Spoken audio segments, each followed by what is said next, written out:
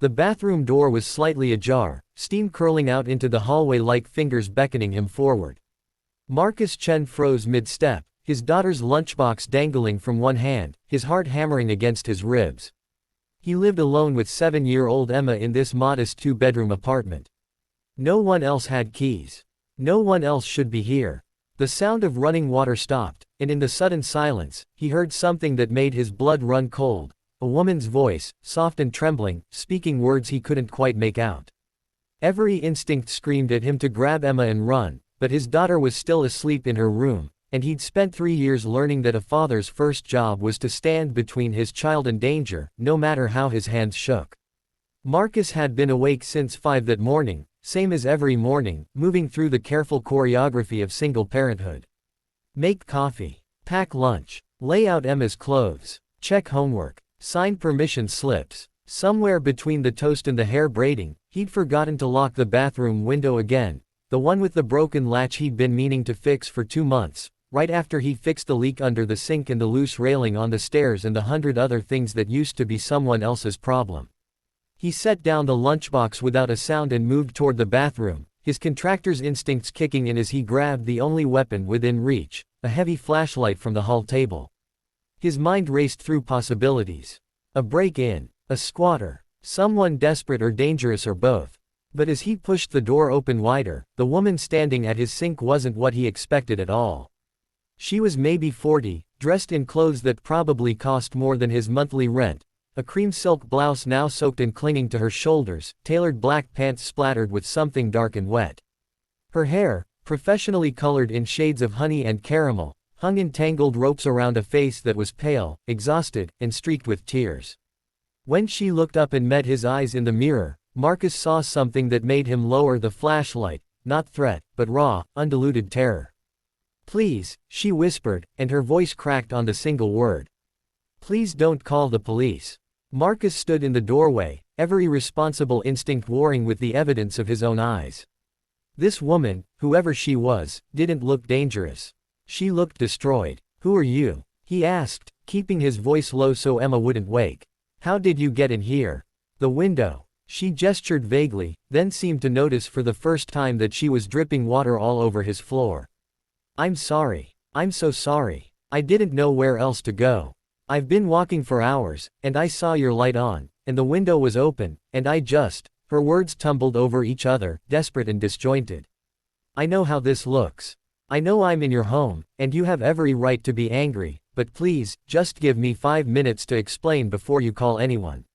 Something about the way she said, "Call anyone," not just the police, but anyone at all, made Marcus hesitate. He'd been desperate before. He'd been the one making impossible choices, back when Emma's mother left and he'd found himself suddenly alone with a 4-year-old and a mortgage he couldn't afford on his own.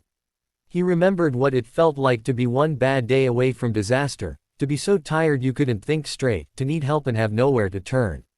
5 minutes, he said, though every logical part of his brain was screaming that this was a mistake. "But you stay where I can see you, and you tell me the truth." Her shoulders sagged with relief so profound it was almost painful to witness. "Thank you. God, thank you." She wrapped her arms around herself, shivering despite the steam still hanging in the air. "My name is Victoria Chen." "Yes, Chen, same as yours, I saw it on the mail in your hallway." "No relation, obviously." She laughed, but it was the kind of laugh that was one breath away from sobbing. "I'm the CEO of Venture Tech Solutions. Maybe you've heard of us. We develop software for—" She stopped, shaking her head. "That doesn't matter. What matters is that 6 hours ago, I left my office in downtown Seattle, got in my car, and drove until I ran out of gas somewhere in Tacoma. Then I started walking." Marcus leaned against the doorframe, trying to process this.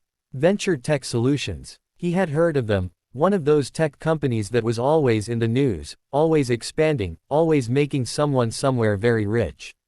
"Why?" he asked simply. Victoria's face crumpled. "Because my daughter is missing." The words hit Marcus like a physical blow.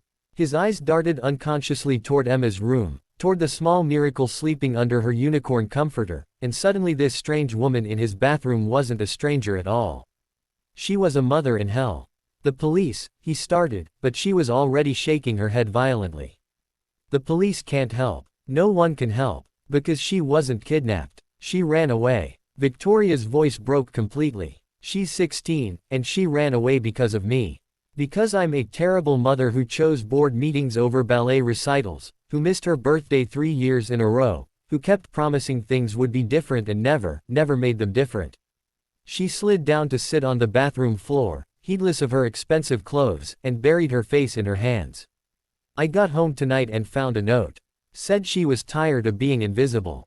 Tired of being the accessory I dragged to charity events twice a year. Tired of having a mother who knew everything about quarterly earnings and nothing about her own daughter's life. She said she was going to find somewhere she actually mattered. Marcus felt something twist in his chest. He thought about Emma, about the way she threw herself into his arms every single day when he picked her up from school. About her drawings that covered their refrigerator, all of them featuring the same two stick figures holding hands, one big, one small. About the time she'd told her teacher that her daddy was her best friend, and the teacher had repeated it to him with tears in her eyes because apparently that was rare enough to be remarkable. He'd lost his job, his house, his marriage. But he'd never lost sight of what mattered. Have you checked with her friends? He asked, moving into problem-solving mode because that's what dads did. School. Places she liked to hang out. I don't know her friends. I don't even know what she does for fun. Victoria's admission came out like a confession. I can tell you her GPA and her SAT scores and what colleges I'm planning to send her to, but I can't tell you what music she listens to or what makes her laugh. What kind of mother does that make me? The kind who can still change, Marcus heard himself say. If you want to. Victoria looked up at him, this stranger who'd caught her breaking into his home, and something shifted in her expression. I found her social media password in her desk, she said quietly. I know I shouldn't have looked, but I was desperate. She's been posting for months about feeling alone. About feeling like she was living with a robot programmed to sign permission slips and transfer money but incapable of actual love. The last post was tonight. She said she was going to the place where she used to feel happy, before everything changed. And where's that? Marcus asked. I don't know. The words came out as a sob. I don't know. That's what I've been trying to figure out for 6 hours. I drove to every park I could remember from when she was little, walked through downtown looking at every face, and then my phone died and I realized I didn't even have my wallet because I'd left everything in my car and I just kept walking because what else could I do? And then I saw your window open and your light on, and I thought maybe I could just use a phone, just call someone, except I realized I don't have anyone to call. No family nearby, no real friends, just business associates and employees and people who need things from me. She stood up slowly, looking at Marcus with eyes that held a kind of broken clarity. You don't have to help me. You don't owe me anything. But I'm begging you, if you have a phone I can use, just for one call, I'll leave and never bother you again. Marcus thought about Emma. About what he would do, what lengths he would go to, if she ever went missing. About how the universe had an odd way of putting people in each other's paths precisely when they needed to be there. He pulled out his phone and handed it to her. Make your call. Then we're going to sit down, and you're going to tell me everything you remember about your daughter.